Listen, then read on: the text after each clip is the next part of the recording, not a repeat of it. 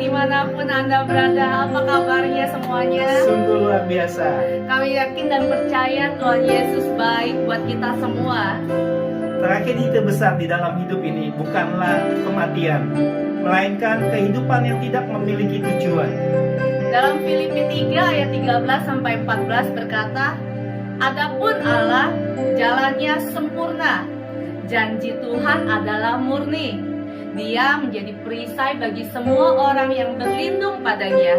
Saudara-saudara, aku sendiri tidak menganggapnya bahwa aku telah menangkapnya, tetapi ini yang kulakukan. Aku melupakan apa yang telah ada di belakangku dan mengarahkan diri kepada apa yang di hadapanku.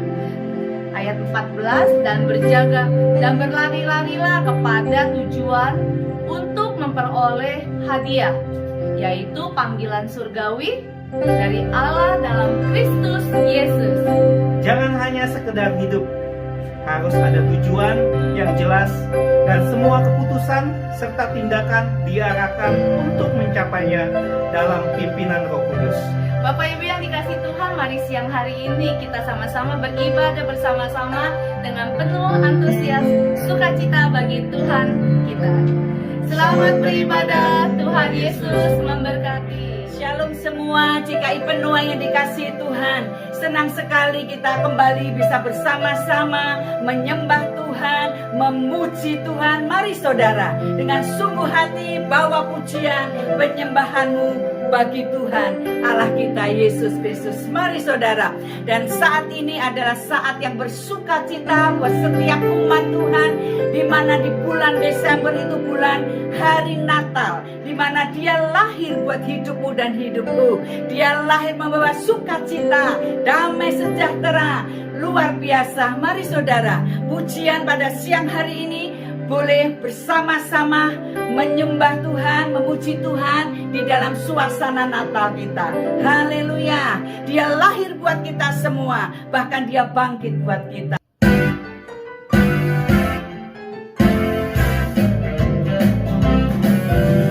Lahir untuk kami, Dia mati untuk kami, Dia bangkit bagi kami semua. Oh, Dia Tuhan, Dia itu Tuhan kami, Dia itu Allah kami, Dia Raja di atas segala raja. Itulah firman Allah, yaitu firman Allah yang turun ke bumi, yang jadi sama dengan manusia. Dia Yesus sobat kami, Dia Yesus Allah kami, Sang penebus juru selamat dunia. Oh, Dia lahir buat kami kita, Dia lahir untuk kami, Dia mati untuk kami, Dia bangkit bagi kami semua. Amin. Dia Yesus sobat kami, Dia itu Allah kami,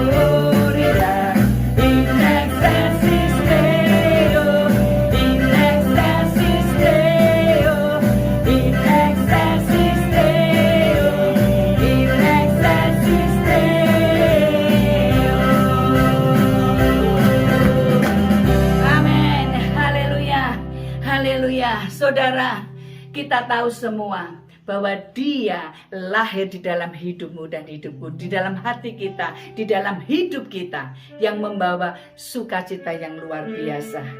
Ada amin saudara? Biarlah sukacita itu terus tinggal di dalam kehidupan kita semua. Amin. Haleluya. Terima kasih Tuhan. Haleluya.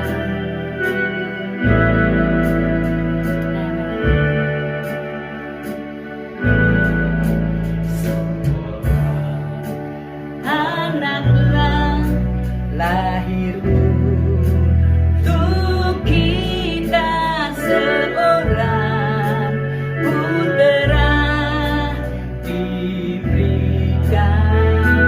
Amin. Tanda pemerintahan di atas baunya, dan namanya pun disebut orang penasehat, penasehat ajaib, Allah yang perkasa, Bapa yang kekal, Amin. Raja damai, sambutlah Dia, Yesus Tuhan, Juru Selamat dunia.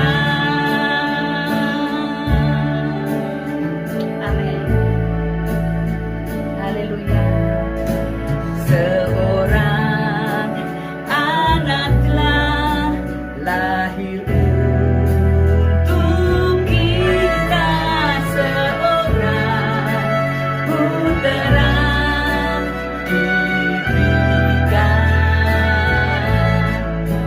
lambang pemerintahan di atas bahunya, yang namanya pun disebut orang penasehat ajaib, Allah yang perkasa,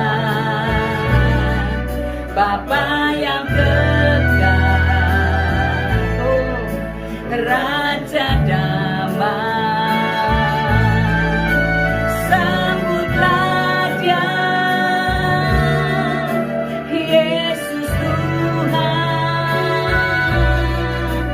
Juru Selamat dunia. Penasehat ajaib, penasehat ajaib, Allah yang perkasa, Bapa yang kekal,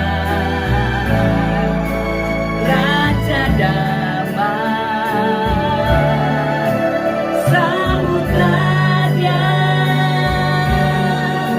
Yesus Tuhan, Juru Selamat dunia. Sambutlah Dia, Yesus Tuhan, Juru Selamat dunia.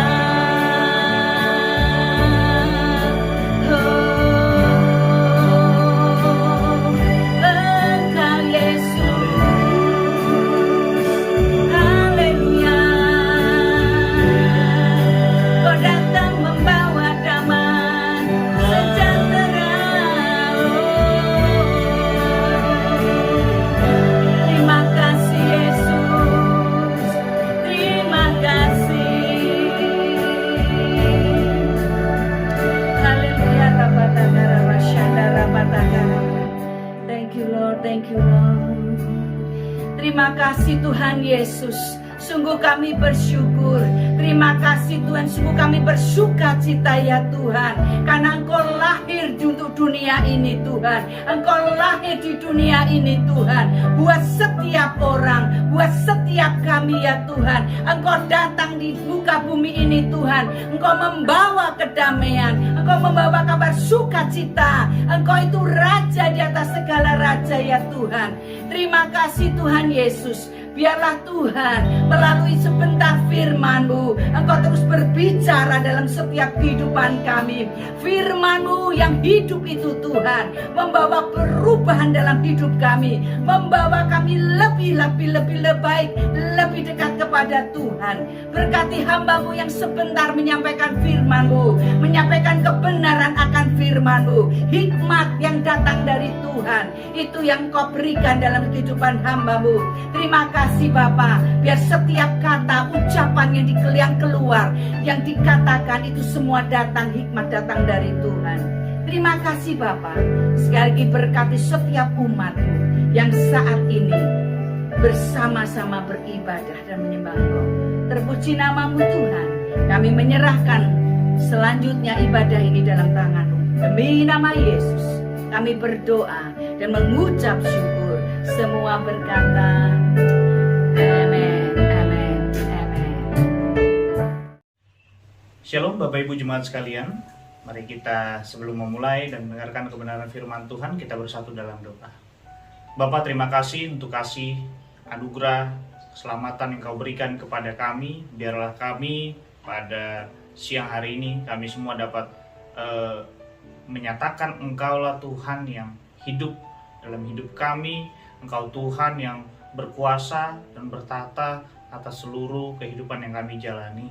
Biarlah kami dalam mendengarkan kebenaran firman Tuhan, kami menyadari bahwa Engkaulah empunya kehidupan kami satu-satunya, Tuhan penebus kami yang hidup. Terima kasih, hanya dalam nama Tuhan Yesus, biarlah Tuhan berikan hikmat kepada kami hingga kami dapat mendengarkan kebenaran firman Tuhan dengan baik, sehingga kami dapat mencernanya juga dan mengaplikasikannya ke dalam hidup kami sehari-hari. Hanya dalam nama Yesus, haleluya, amin. Bapak Ibu, kita hari ini akan belajar tentang keintiman dengan Tuhan, intimacy with God. Nah, kalau kita misalnya lihat bahwa kata intim itu sendiri, itu adalah kata yang seringkali dihubungkan dengan suami istri, pasutri, pasangan suami istri ya. Karena kalau misalnya kita lihat di hubungan-hubungan lain, intim itu kurang sekali dipakai gitu. Jadi hari ini kita mau pakai kata intim itu antara kita, umat, dengan Tuhan sebagai pencipta. Kita buka di 2 Korintus 8 ayat yang ke-9. Bilang begini, karena kamu telah mengenal kasih karunia Tuhan kita Yesus Kristus, bahwa Ia yang karena kamu menjadi miskin, sekalipun Ia kaya, supaya kamu menjadi kaya oleh karena kemiskinannya. Nah, hari ini kita mau garis bawahi, karena kamu telah mengenal kasih karunia Tuhan kita Yesus Kristus. Mengenal. Nah, kata mengenal ini sendiri di bahasa aslinya kita bisa lihat bahasa Yunani yaitu ginosko. Mengenal itu ginosko dalam teks ini ya. Yaitu artinya to learn to know. Lalu come to know and have knowledge of, to understand and to know. Jadi kalau misalnya kita tahu mengenal ini, itu adalah sebuah kemampuan, sebuah pengetahuan, sebuah bilangnya kapasitas dalam diri kita, di mana kita tahu siapa yang menjadi objek atau bahkan juga subjek yang sedang kita jalin hubungan ini. Kalau misalnya kita bilang kita anak Tuhan, itu kan ada hubungan. Apakah beneran hubungan kita itu anak dan bapak? Apakah beneran hubungan kita itu sebagai mempelainya Kristus? Apakah benar hubungan kita sebagai tuan dan hamba? Nah, itu perlu dipertanyakan soal keintimannya. Karena intim adalah melekat gitu. Intim itu lebih daripada tahu ya, tapi menyatu. Ginosko ini sendiri sering juga diartikan sebagai hubungan suami istri. Hubungan suami istri ini nggak cuma ngomongin hubungan biologis, Bapak Ibu Saudara, tapi ini adalah ngomongin sebuah hubungan di mana dua pribadi yang sama sekali dari awal nggak kenal, akhirnya kenal karena disatukan oleh perasaan yang sama, yaitu ingin saling melengkapi, di mana yang itu kita bilang dengan cinta, gitu. Lalu lewat hubungan yang ingin saling melengkapi itu dan ingin saling mengenal, terjadilah penyatuan di situ. Penyatuan ini bukan berarti pencocokan, bukan berarti yang namanya sebuah hal yang harus sama, enggak. Itulah makanya kesalahan banyak pasangan selalu pengen sama. Makanya alasannya mereka cerai rata-rata karena apa? Karena udah nggak cocok. Nah, kesamaan ini kan datang dari egoisme.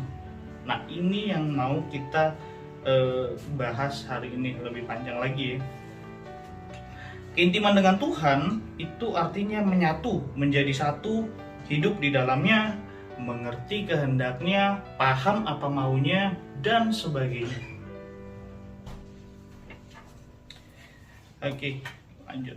Nah, hari ini kita nggak mau bahas ciri-ciri orang yang intim dengan Tuhan. Nah, enggak. Kita justru mau kebalikannya. Saya mau bahas hari ini tentang orang-orang yang tidak mengenal Allah atau orang-orang yang tidak intim dengan Allah. Nah, ini ciri-cirinya apa aja orang itu? Yang pertama adalah kurang kasih atau kasihnya tertutup dalam dirinya atau tertimbun dalam dirinya. Jadi nggak muncul kasih itu. Kita lihat dalam 1 Yohanes 4 ayat yang ke-8 dibilang begini, barang siapa tidak mengasihi, ia tidak mengenal Allah sebab Allah adalah kasih. Kasih itu mutlak sebab Allah adalah sumber kasih. Nah, sebagai duta-duta kasih, sebagai agen-agen kasih, kita diutus oleh pemerintahan Kristus, kita diutus oleh Raja untuk melakukan tugas khusus dari Dia, yaitu apa? Menyebarkan kasih. Tuhan Yesus nggak pernah bilang sebarkanlah agama Kristen ke seluruh dunia, enggak. Tuhan Yesus bilang sebarkan kasih. Sebab dari sumbernya, yaitu Dia sendiri, kasih itu, Dia ingin kita semua jadi representatifnya Dia di bumi ini untuk menyebarkan kasih. Nah, kita anak-anaknya, kita umatnya, kita hambanya adalah perwakilan, kita cerminan dari Yesus Kristus sendiri. Nah, ini saya pengen coba ngambil atau mencaplok sebuah teori ya, teori kasih makan banyakan mana serigalanya. Ada serigala putih, serigala hitam. Ada kasih dan kebencian. Lebih banyak mana yang kita kasih makan setiap hari? Apakah kasih itu yang kita kasih makan? Maksudnya kasih makan itu kita kasih dia, kita baca hal-hal, kita lakukan hal, kita nonton, kita apa semua hal-hal yang berbau kasih karunia Tuhan, tentang firman Tuhan dan sebagainya, atau kita malah justru mengabaikan itu semua, lalu memberi makan sisi jahat kita, sisi buruk kita. Kita baca hal-hal yang nggak baik, kita lebih mungkin kita pas baca sesuatu lalu kita mengumpat, membicarakan hal yang sia-sia, kayak maki-maki, ngomong kata binatang dan sebagainya. Nah, itu lebih banyak mana yang kita kasih makan, dan lebih banyak mana yang kita kasih makan itu akan memunculkan diri kita, mana yang lebih baik, sisi kasih kita atau sisi buruk kita. Yang pertama, kurang kasih, dan yang kedua, tidak menurut perintahnya. 1 Yohanes 2 ayatnya yang ke-4 bilang begini, barang siapa berkata aku mengenal Dia tetapi ia tidak menuruti perintahnya, ia adalah seorang pendusta dan di dalamnya tidak ada kebenaran. Nah, orang-orang yang tidak mengenal Allah atau yang tidak intim dengan Allah, cirinya adalah tidak menuruti perintahnya Tuhan. Orang banyak sekali yang mengaku mengenal tapi tidak menuruti perintah Tuhan, itu sama dengan penipu atau pendusta, sebab di dalamnya tidak ada kebenaran. Orang kalau udah ditipu, susah kan kepercayaannya kembali pada orang itu. Sebab apa? Sebab sudah ada stigma dalam dirinya bahwa dia penipu. Dia orang yang suka menyebarkan kebohongan atau sebuah kepalsuan. Atau juga dia adalah seseorang yang munafik, yang menggunakan topeng untuk menutupi apa niat-niat di belakangnya. Nah, ini adalah representasi dari iblis. Yohanes 8 ayat 44 bilang begini.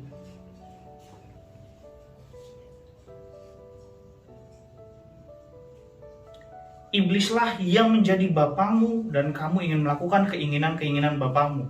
Ia adalah pembunuh manusia sejak semula dan tidak hidup dalam kebenaran, sebab di dalam dia tidak ada kebenaran. Apabila ia berkata dusta, ia berkata atas kehendaknya sendiri, sebab ia adalah pendusta dan bapa segala dusta. Nah, jika kita tidak menuruti perintahnya, otomatis kita ngikutin kemauan kita. Di mana kemauan kita sendiri yang kita jalani tanpa ikut kehendak Tuhan, itu pasti adalah kehendak daripada si iblis. Sebab kehendak iblis adalah mau kita nggak nurut sama Tuhan. Jadi kalau kita nggak jadi anak Tuhan, anak iblis. Tuh. Dan terakhir, yang ketiga, orang yang tidak mengenal Allah itu tetap berbuat dosa. Orang yang tidak mengenal Allah atau tidak intim dengan Allah tetap berbuat dosa. Kita buka dalam Titus pasal yang pertama ayat ke-16. Titus pasal pertama ayatnya yang ke-16 bilang begini. Mereka mengaku mengenal Allah, tetapi dengan perbuatan mereka menyangkal Dia. Mereka keji dan durhaka dan tidak sanggup berbuat sesuatu yang baik.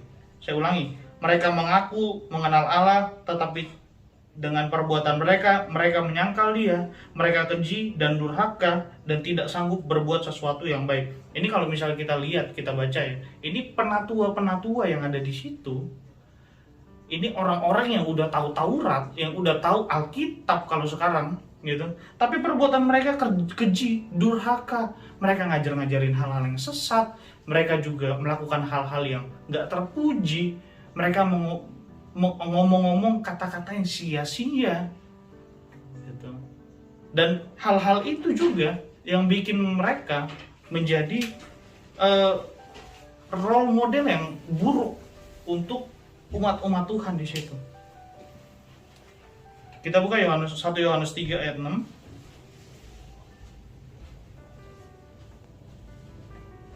Bilang begini, karena itu setiap orang yang tetap berada di dalam Dia tidak berbuat dosa lagi.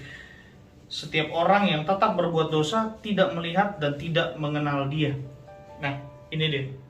Udah jelas, orang yang tetap bertahan, tetap menyukai, tetap tinggal hidup dalam caranya sendiri atau dalam keberdosaannya, itu boro-boro kenal. Bahkan dibilang dia tidak melihat Tuhan, boro-boro tahu, bahkan bilang nggak kenal sama yang namanya Tuhan, sama yang namanya kasih, nggak kenal dia. Sebab yang dia tahu apa? Dosa.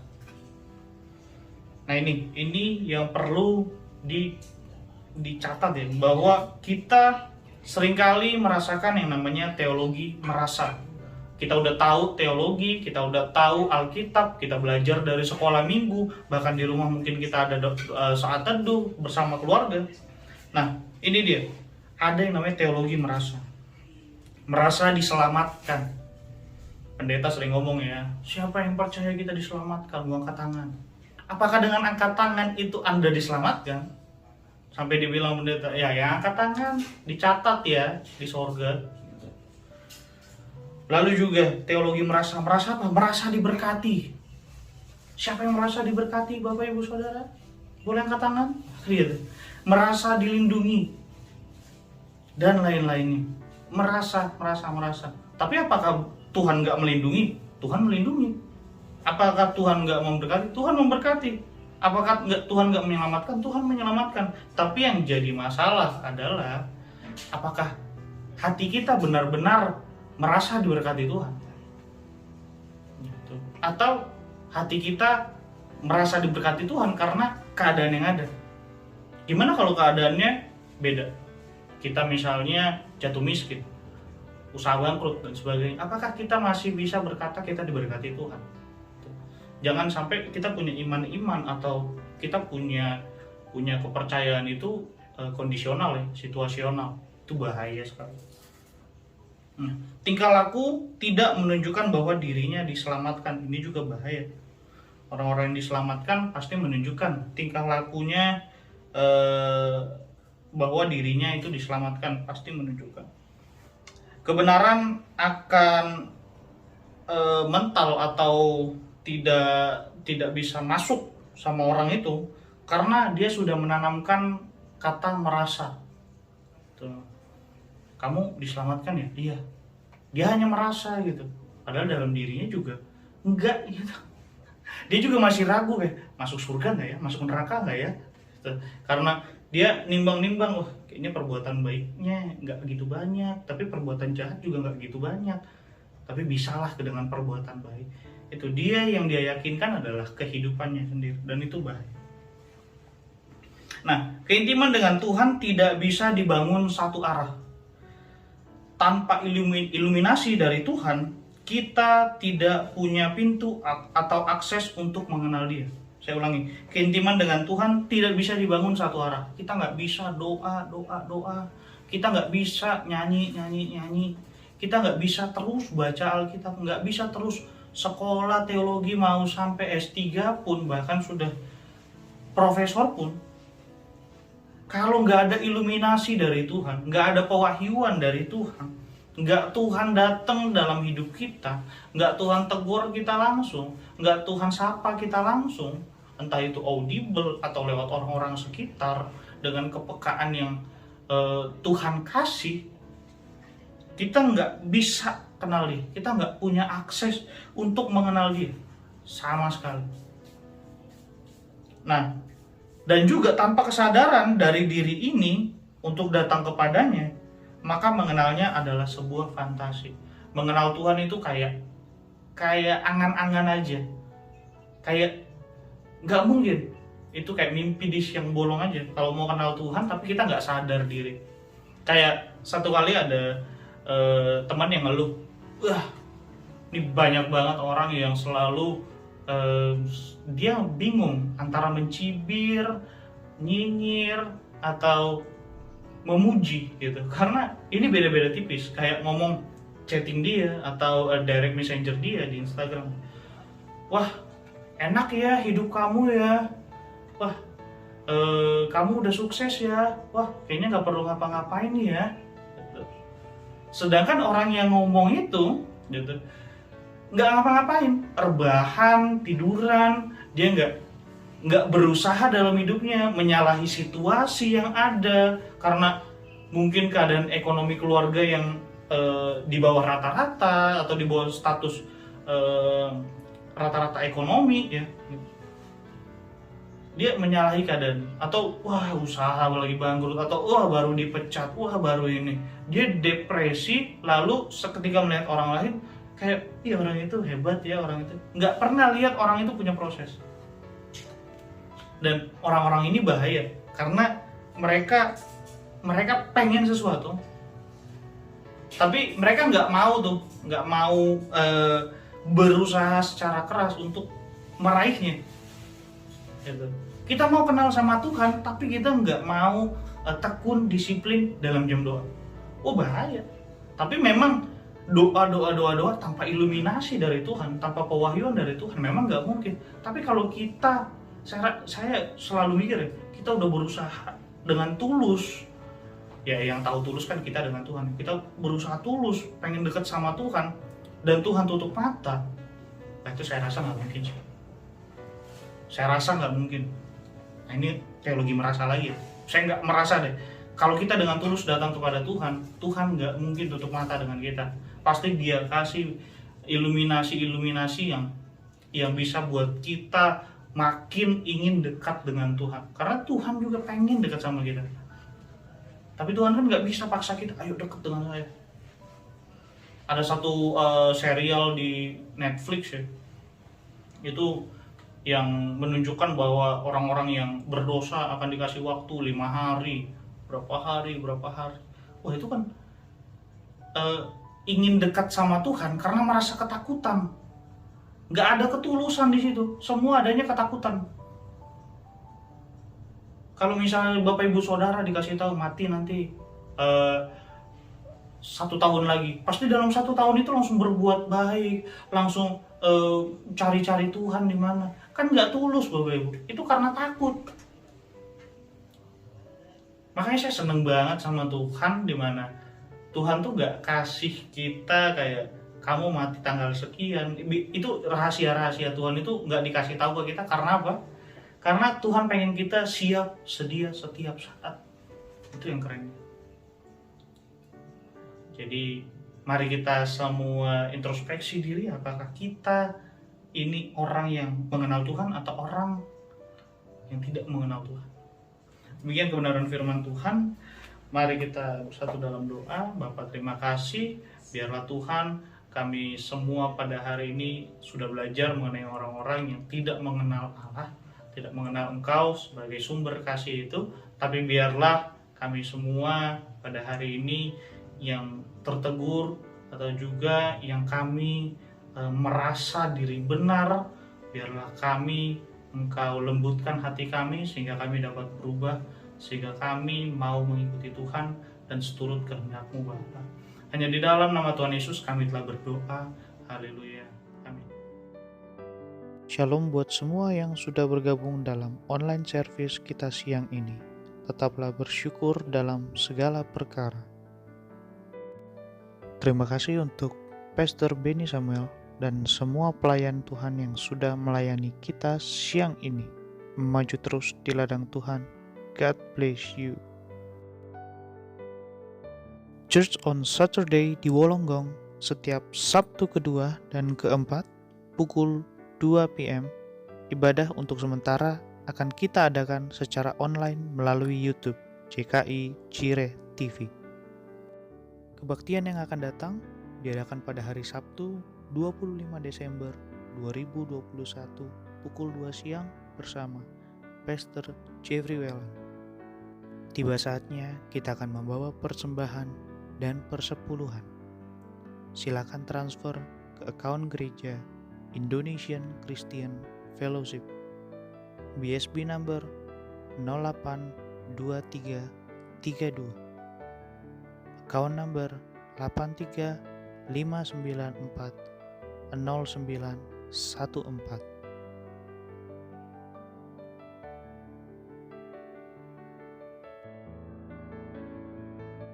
Mari Bapak Ibu yang dikasihi Tuhan, kita bersatu dalam doa. Tuhan Yesus yang baik yang kami sembah, kami mengucap syukur ibadah telah selesai dengan baik dari awal pertengahan hingga akhir ya Tuhan. Tuhan Yesus, kami membawa persembahan kami, persembahan perpuluhan kami, ucapan syukur kami ya Tuhan. Biar hati-hati kami yang terus ya Bapa, kami bawa ke dalam hadirat-Mu, kiranya tangan-Mu ya Tuhan yang terus memberkati tangan-tangan yang memberi ya Tuhan. Terima kasih Tuhan Yesus, kami juga mau berdoa, kami mengucap syukur untuk keadaan New South Wales Sydney Australia yang semakin hari semakin baik, karena kami percaya New South Wales Australia dalam pelindungan Tuhan ya Bapa. Kami berdoa juga untuk Indonesia, kami berdoa untuk tanah tercinta kami ya Bapa. Kami minta pelindungan yang terbaik juga untuk Indonesia, pemulihan ya Bapa. Kiranya tangan-Mu yang terus menjaga, memulihkan Indonesia ya Tuhan. Kami berdoa juga ya Bapa untuk Christmas Kid yang akan diadakan besok siang Minggu 12. Kami berdoa untuk ibadah Christmas Kid yang ada dapat berjalan dengan baik, lancar ya Tuhan, sesuai dengan kehendak-Mu, sehingga makna Natal tertanam di hati anak-anak ya Bapa, sehingga mereka terus ya Bapa membawa kehidupannya menjadi anak yang takut akan Engkau, serta mengakui sebagai Tuhan Juru Selamat mereka ya Bapa. Terima kasih Tuhan, kami juga bawa ibadah Christmas umum dewasa 18 Desember yang akan datang. Kami berdoa ya Bapa, ibadah ini terus menjadi ibadah Christmas yang memberkati, ibadah yang mempunyai makna Christmas dari setiap sidang jemaat-Mu pulang dengan damai sejahtera Natal di dalam hadirat imannya ya Bapa. Terima kasih ya Bapa, kami juga berdoa tak lupa untuk setiap pergumulan, kerinduan dari sidang jemaat-Mu Kami berdoa ya Bapa, khusus dan jemaat yang sakit di dalam nama Tuhan Yesus disembuhkan di dalam nama-Mu berkuasa ya Tuhan. Kau Tuhan ya para kami ya Tuhan, yang berbeban berat, yang apapun kesulitan mereka dalam hubungan ekonomi, pekerjaan ya Tuhan, kami minta Tuhan yang terus ya Bapa memenuhi setiap, Tuhan yang menjawab di saat mereka pintu tertutup, Engkau Tuhan yang membuka setiap permasalahan mereka ya Bapa. Terima kasih Tuhan Yesus, kami serahkan doa-doa di dalam nama Tuhan Yesus. Haleluya, mari sama-sama kita katakan. Amin. Haleluya, ibadah telah selesai Bapak Ibu sekalian. Terima kasih kepada Pastor Bedi Samuel yang begitu luar biasa membawakan firman Tuhan pada hari ini. Mari kita siapkan hati untuk menerima berkat yang datang daripada Tuhan. Sebab Kau besar.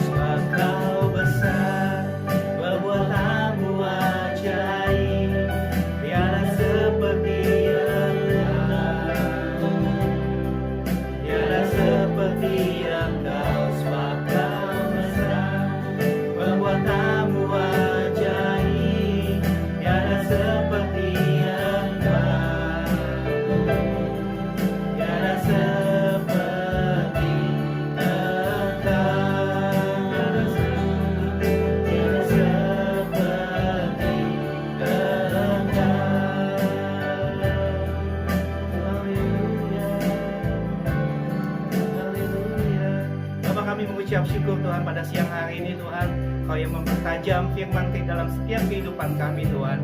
Mari Bapak Ibu kita angkat kedua tangan kita untuk menerima berkat yang datang daripada Tuhan.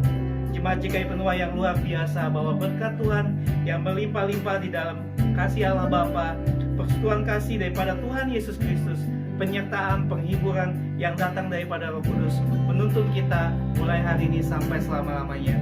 Hanya di dalam nama Yesus Tuhan kami berdoa dan mengucap syukur. Haleluya. Amin. Shalom. You're hidden